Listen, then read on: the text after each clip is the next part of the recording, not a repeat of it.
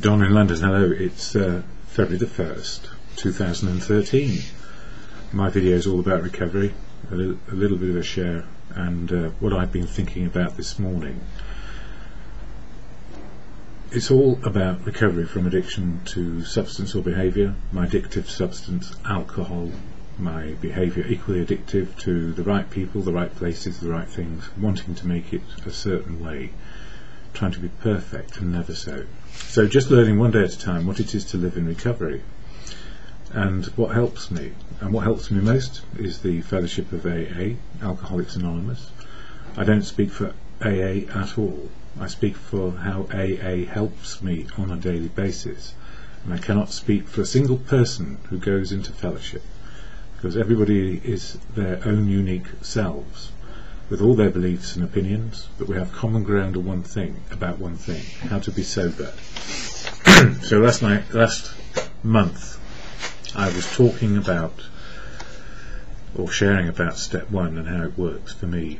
Powerlessness over alcohol, and if I take a drink, life will become unmanageable. And this month it's all about step 2.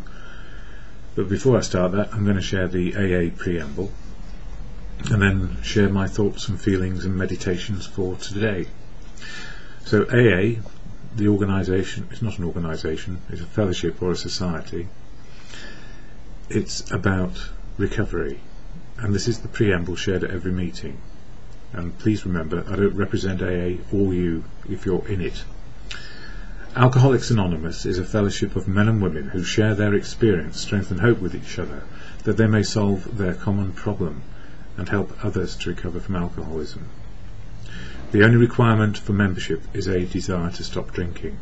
There are no dues or fees for AA membership. We are self-supporting through our own contributions. AA is not allied with any sect, denomination, politics, organisation or institution, does not wish to engage in any controversy, neither endorses nor opposes any causes. Our primary purpose is to stay sober and help other alcoholics to achieve sobriety. So that's it. About sobriety. So you can be yourself. You can have your own opinions, beliefs and inclinations and causes. It's all there, open, if we don't drink. So the common ground is how to stop drinking, how the 12 steps work, how the 12 traditions hold the fellowship together. So in February, about step 2, and also tradition 2, which I'll mention in a later video. So my thoughts and feelings this morning. Step 2, sanity. Tomorrow never seemed to be the right day to stop.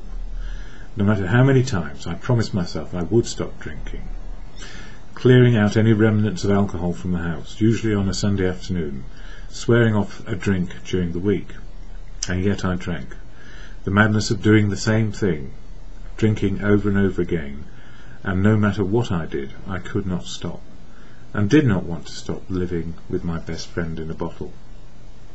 So it helped me into love and harmony, and also helped me with heartbreak, when I couldn't live up to my own image of me. It was me who did the running, usually, if the girl didn't find out in time that I was a bit of a nutcase in terms of not knowing myself. So how can you love someone who doesn't even know who they are?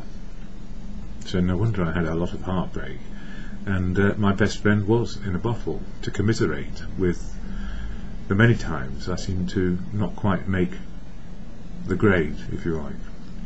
Anyway, going on. The second step in the 12-step principles. I came to believe that a power greater than me could restore me to sanity, and I put it in the first person, me, what I came to understand, because what's important is what you come to understand is right for you in your life. About a higher power. So although it is written as came to believe that a power greater than ourselves could restore us to sanity, I did come to believe something, but I certainly did not have any answers to my problem with alcohol. From being convivial and joyful as a drinker, and with subtle changes, drink was always there to take the edge off whatever I was doing. And what I thought, a friendly relationship turned into a dependent relationship for a long, long time. And by the time I thought I ought to quit drinking, I was hooked and couldn't stop drinking safely. without seizures and goodness knows what else. And even when I realised the addiction, I thought my self-will would win through in the end. My self-will failed. I am as human as the next, and anyone can become addicted to anything. And then what to do? Me? I ran away from life and everyone who knew me. I was so ashamed that I, the great I am, could not stop doing something which was killing me. So what do I believe today? The few years around in the fellowship and sober one day at a time, whether there are powers which are earthly, or whether there are powers way beyond my comprehension, could keep me in debate for the rest of my life. So I could debate higher powers forever and ever, and probably will in my own mind, but I have to come to some conclusion about how a higher power could help me in my life. And still there may be no answer, because I don't know the power of a higher power. So if there is a higher power of a godly nature, how on earth could I define that higher power? I don't have that comprehension of the universe. And in all these years, the foundation of living remains and is living to the truth, learning to love and developing wisdom every single day. So truth, love and wisdom seem to pop out all the time.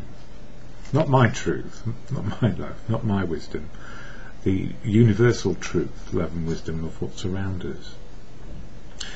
Gandhi, when I listened to an old tape of him speaking sometime in, I think it was 1925 or 1934, I'm not sure, but it's on YouTube somewhere.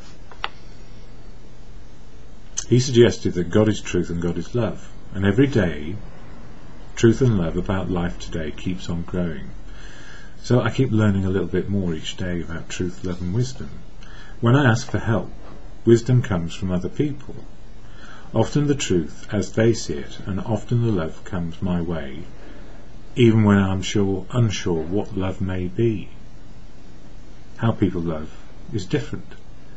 So I keep on learning not only how other people love, but how to love other people.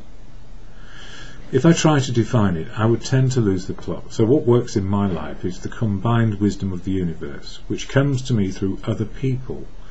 And so I keep learning the wisdom of now, in the moment of now. I am happy to understand just for today that the God in my life is enlightenment, which comes as truth, love and wisdom in the moment of now. Yeah, in the moment of now. I am happy to understand just for today that God in my life is enlightenment. Enlightenment courtesy of the experience, strength and hope of people close and people who share far away about life today. So I learn from others the big picture, the higher power picture, and how I may fit in rather than try and control it. So this is it. The insanity of doing the same thing over and over again, drinking myself into oblivion and hoping not to wake up, and the blocks I had, blocks in me, my stubbornness and my defiance, based on what I thought were good qualities at the time, which used to be putting on a brave face, so people could not pull me down and could not hurt me, covering up fearful feelings when life was ordinary, just ordinary life could be fearful, and also when it was very tough, and then I could rise to the challenge, and my ego covering up my lack of self-esteem. So any shame and guilt I felt about feeling less than other people. So fearful, covering up my feelings, lack of self-esteem, causing shame and guilt about not being good enough. Yeah, and my ego always there, always present. So, in other words, the good qualities of the previous years, pretending to be okay and coping by self-medication with drink, which then became self-harm and then addiction, are these horrible admissions these days. Not for me, because I am an alcoholic in recovery one day at a time. And in order to keep on track and I need to be open, honest and willing to change. I need help on a daily basis. Within the fellowship, so much wisdom, experience, strength and hope is shared to help me and anyone, anywhere, one day at a time. So it is about one day at a time. And being restored to sanity is contingent on my spiritual condition. So far as I can make out, and this is just a personal view, my personal view, which is based on the wisdom of others, spiritual, knowing and experiencing my feelings in the moment of now, and able to cope with reality. And if I cannot cope, find help inside or outside fellowship, depending on the issues. So spiritual life for me is in the moment, always in the moment, knowing and experiencing my feelings, feeling life as it is, in the moment of now, and being able to cope with the reality of the situation.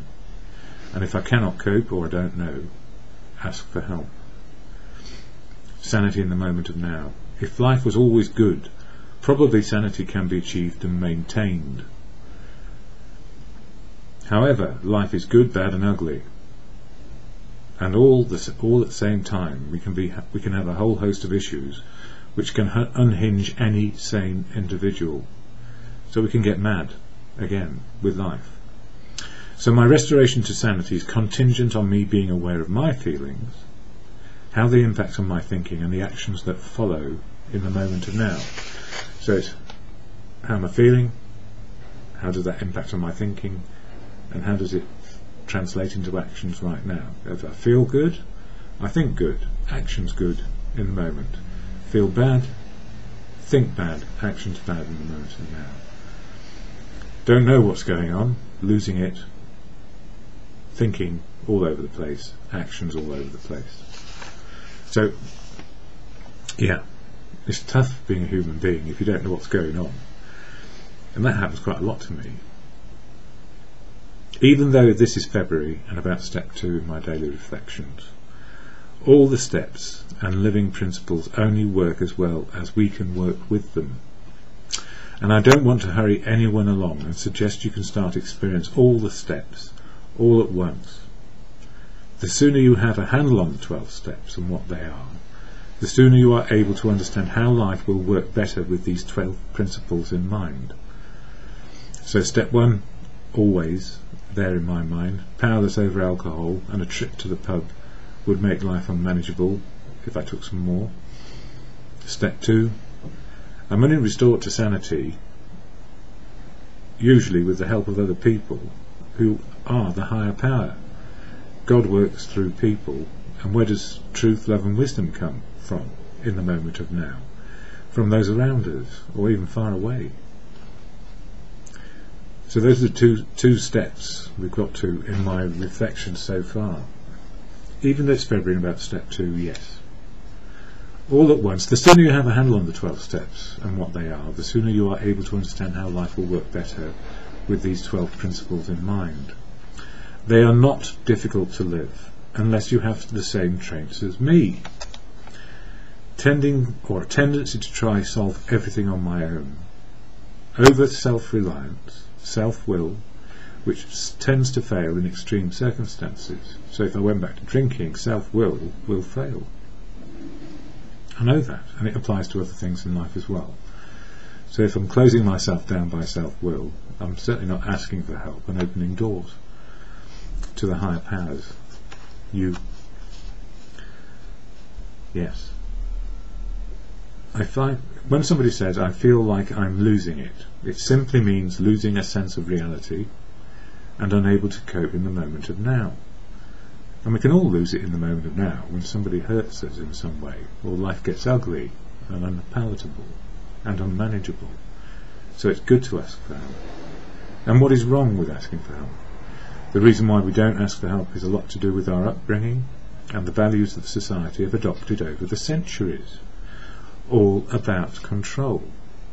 And the good news, if we relinquish our desire to control the world and be the person we think we ought to be, by letting go and asking for help, the possibilities are infinite in some ways and very practical most days when I ask for help.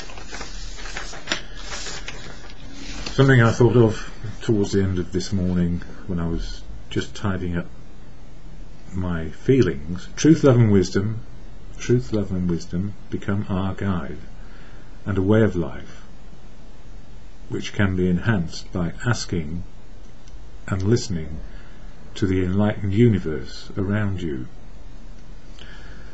I never thought I was God.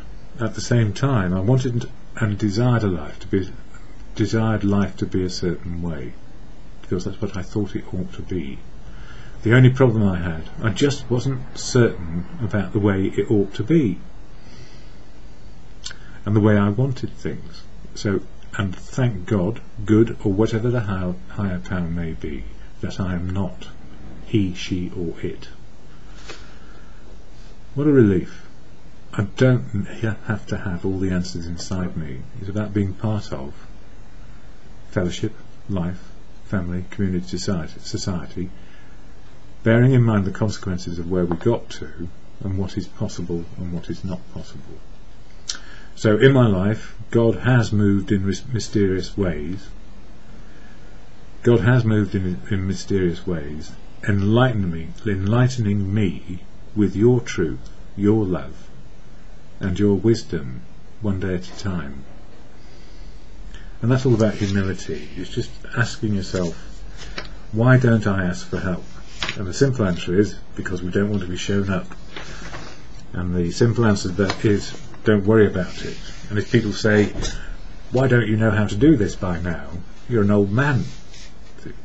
Out of my life experience, I'm learning. So we learn to be one way, and the Power Hour, which is on this Sunday on Sky, I suspect, sometime early morning, Sky 1.